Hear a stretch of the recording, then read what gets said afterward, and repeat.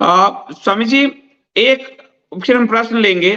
जो हमारे मंदिरों पर कब्जा है सरकारों का, मस्जिद और चर्च पर नहीं है, और ये आरंभ से जो एक्ट बनाया गया, हम्म। उससे हमारा कितना नुकसान हुआ है, और हिंदू मंदिरों को प्राप्त करके क्या प्राप्त कर सकता है समाज में, इस पे यदि आप थोड़ा सा प्रकाश डालें। देखिए, इस पर मैं दोनों को दोषी समझता हूँ, सरकार को भी और अखाड़ों को भी, या जो भी संप्रदाय जिस मठ के संचालन में अधिकृत है उनको भी।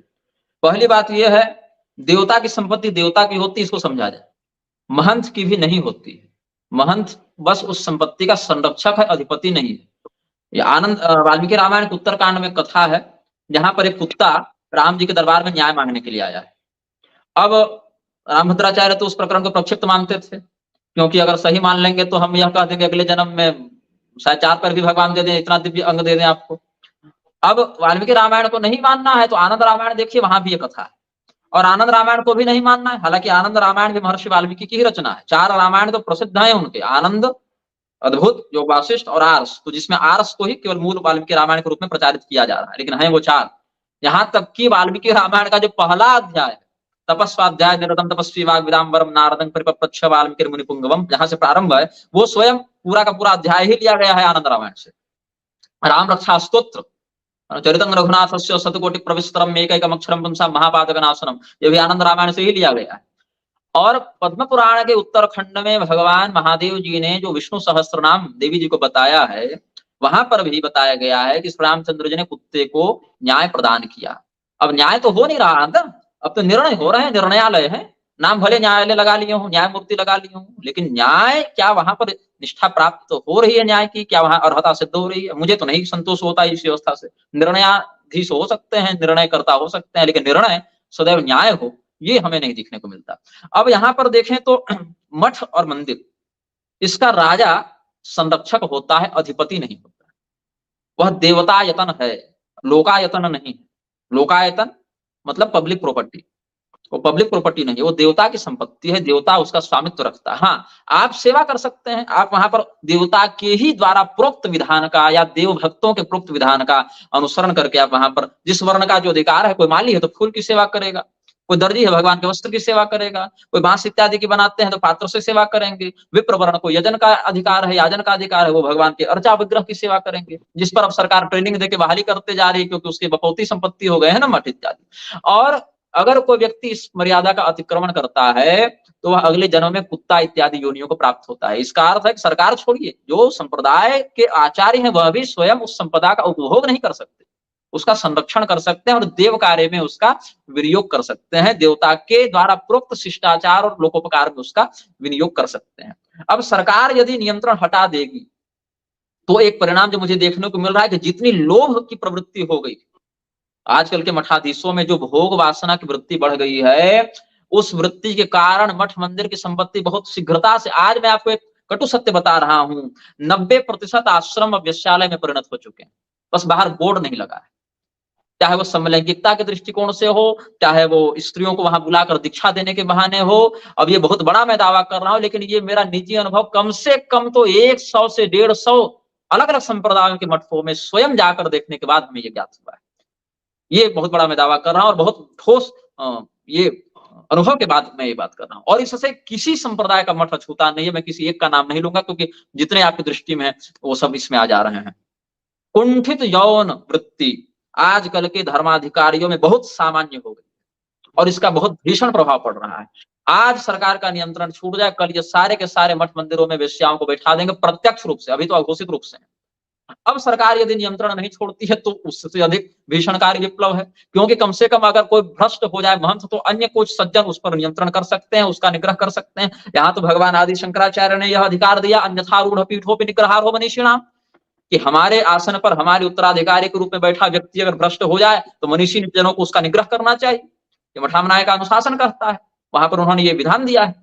तो कम से कम ये हम कह सकते हैं कि सरकार का नियंत्रण छूट जाए तो संप्रदाय के अंतर्गत के ही योग्य लोग भले थोड़े देर सवेर से, लेकिन उसका विरोध करने का साहस रख सकते हैं। लेकिन सरकार ही यदि वैसी हो जाए तो क्या होगा? तो सरकार जो है वो हिंदू देवी देवताओं के मंदिरों को पहली बात श्रद्धा की दृष्टि से देखती ही नहीं है। इसका एकमात्र कारण है कि हिंदू ही स्वयं को उन संस्थानों से श्रद्धात्मक रूप से जोड़ नहीं पाया। हिंदू वहां पर पिकनिक मनाने जा रहा है। आप देख लीजिए बद्रीनाथ, केदारनाथ इत्यादि में 90% हिंदू जो तीर्थ यात्रा के लिए जा रहे हैं, सिगरेट फूकते, बीड़ी पीते, गुटखा खाते आपको देख लिए जाएंगे। वो उन तीर्थों की मर्यादा का स्वयं पालन नहीं करेंगे तो सरकार क्यों आपको महत्व देगी? तीर्थाटन को तीर्थाटन के रूप में आखिर क्या हुआ? देवर्षि नारद का अनुभव मैं बताता हूं आपको। पद्म पुराण में जो श्रीमद् भागवत का महात्म्य है, क्या कहते हैं देवर्षि नारद? आज नहीं, कलयुग के प्रारंभ में ये बात कहते हैं। गोकर्ण धुंधकारी वाला विषय थोड़ा पूरा हो गया तो उसके कुछ समय के बाद, लगभग 30 वर्षों के बाद देवर्षि नारद की ये बात आई है। कलयुग के आए हुए मैं समझता हूं उधर 30 वर्ष परीक्षित जी का जोड़ लीजिए और 200 इधर, मतलब और 30 इधर, 260 250 साल लगभग बीते थे, ज्यादा नहीं। देवर्षि नारद कहते हैं अत्युग्र भूरि कर्माणु नास्तिका रौरवाजनाः ते तिष्ठन्ति तीर्थेषु तीर्थसारस्ततोगतः। जघन्य जैसे जघन्य पाप करने वाले, अत्यंत दुराचारी वृत्ति वाले लोग भी तीर्थों में जाकर वास करने लगेंगे। इससे तीर्थ का सार समाप्त हो गया। आज संदीप जी, मैं जब जाता हूं तीर्थों में, चाहे जहां चला जाऊं मैं, अगर मैं उस स्थान पर बैठकर सोचूं कि मैं 10 माला गायत्री ही कर लूं, 1-2 पाठ सप्तशती का कर लूं, विष्णु सहस्त्रनाम कर लूं, शिव कवच पढ़ लूं, कुछ वैसा कुछ पारायण कर लूं 10 मिनट, तो मुझे तपस्या के लिए साधनात्मक एकांत स्थान नहीं मिलता। लेकिन अगर मैं वहां, मैं अभी केदारनाथ गया, मैं अपने, जब मेरा पूर्णाभिषेक हो रहा था तो गुरु जी के पास हिमालय गए थे, आपको हर किलोमीटर 2 किलोमीटर पर शराब की दुकान मिल जाएगी, दवा की दुकान नहीं मिलेगी। ये तो देवभूमि का हाल बना रखा है लोगों ने।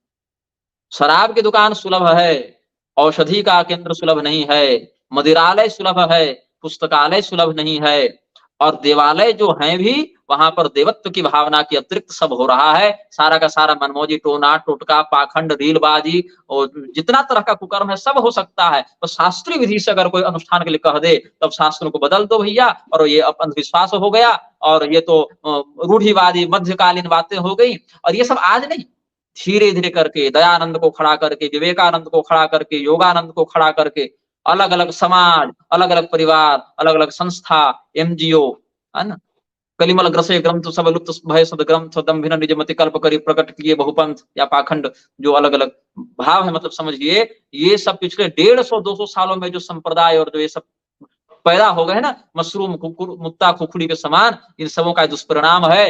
हिंदू हिंदू तो रहेगा, उसके अंदर से जो धार्मिक तत्व होना चाहिए वो निकाल लिया गया है। वो एक प्रकार का अघोषित गुलाम बन गया है इन आसुरी शक्तियों का। तो अगर मठ का नियंत्रण सरकार के हाथ में रहेगा, तो दानवों के हाथ में तो प्रत्यक्ष ही है, और अगर इनको दे देंगे तो भैया ये 10 ही साल में सब बेच कर खा जाएंगे, जान जाइए आप। वो सारा का सारा सप्लाई कर देंगे ये लोग। तो ये एक दिन की व्यवस्था नहीं है कि आप कानून बना दें और बिगाड़ दें। ये इतना पुराना रोग हो गया है कि आप 1-2 चिकित्सकीय सत्र में उसकी चिकित्सा नहीं कर सकते, उसका समाधान नहीं कर सकते। पूरी प्रक्रिया है। सर्वप्रथम यह प्रक्रिया होगी कि व्यासपीठ का शोधन पहले हो। जिस संप्रदाय में जो विकृति घुस रही है, शंकराचार्य जी के संप्रदाय में अधोक्षजानंद घुसा हुआ है, वासुदेवानंद घुसा हुआ है, कथावाचकों के क्षेत्र में मुरारी घुसा हुआ है, प्रदीप मिश्रा घुसा हुआ है, तरह तरह के बवंडर बाबा घुसे हुए हैं।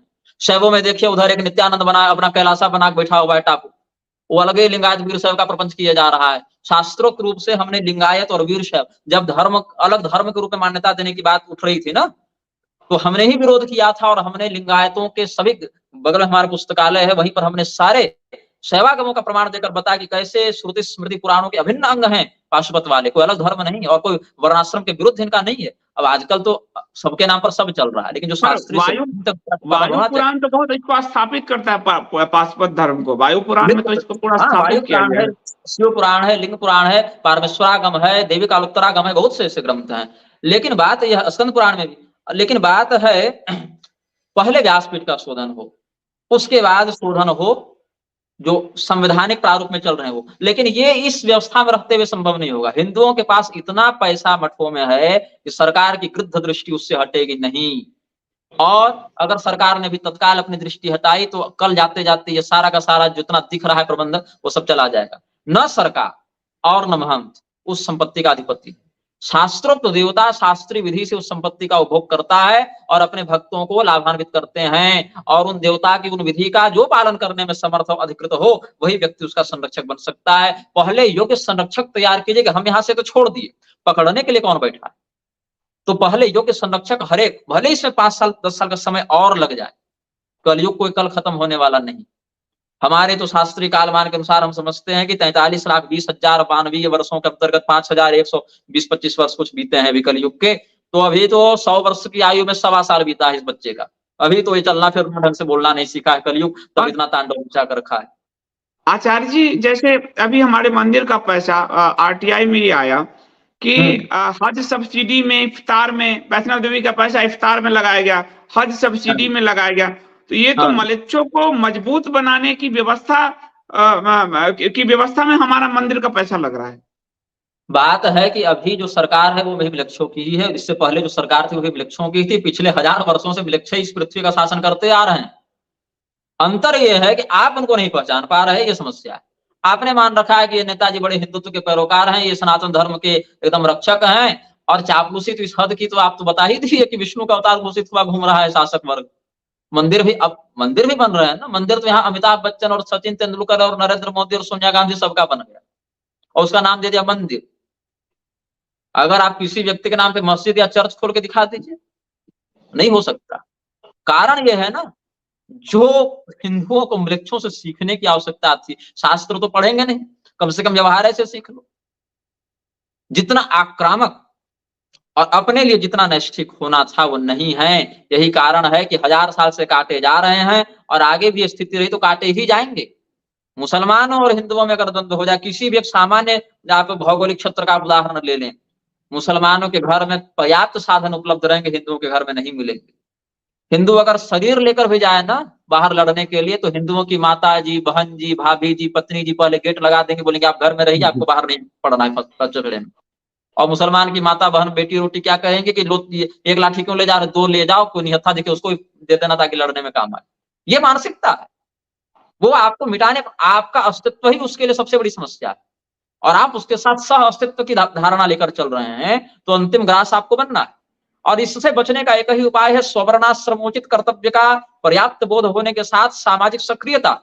जो वो असक्रियता आप नेताओं के भरोसे छोड़कर बैठे हैं, और नेता भैया इतने बड़े बैल तो खैर अच्छा प्राणी है, बैल तो मेहनत की कमाई खाता है, ऐसे मुफ्तखोर नरपिशाच बैठे हुए हैं कि आपके सामने आपके प्राण का, आपके सम्मान का, आपके लोक परलोक का सौदा कर रहे हैं। बस नीलामे 2 दिनार की घोषणा फिर से होनी बच गई है, और नहीं तो हिंदू का सम्मान और हिंदू की बेटियां बिक चुकी हैं, यही जानिए। बस उसकी एक औपचारिक घोषणा बची हुई।